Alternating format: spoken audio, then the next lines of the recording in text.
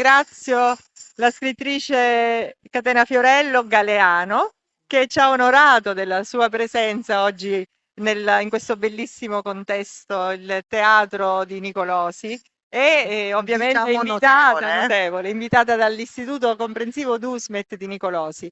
È un orgoglio per me riceverla qui fra noi. Sono felicissima perché questo è un momento veramente prezioso per tutta la comunità scolastica, per i nostri alunni che hanno letto alcuni libri suoi, E io sono veramente felicissima di deliziato nella questo invito lettura. perché andare nelle scuole significa avere a che fare con quello che sarà il futuro poi nostro, no? Cioè li vedi, li guardi e dici loro formeranno poi quelle che sono le classi dirigenti nuove, formeranno le strutture nelle scuole, dei professori nuovi, cioè tutto quello che sarà tu ce l'hai davanti agli occhi ancora in formazione, quindi è emozionante.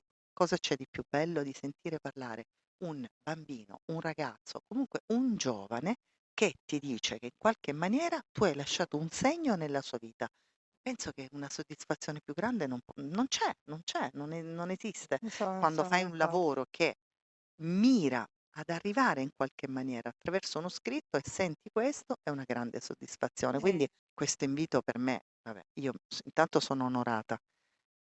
Secondo motivo? Beh, venire a Nicolosi è sempre un'occasione buona per visitare un posto che già di per sé non hai bisogno neanche di presentarlo, cioè Nicolosi, bellezza in senso lato.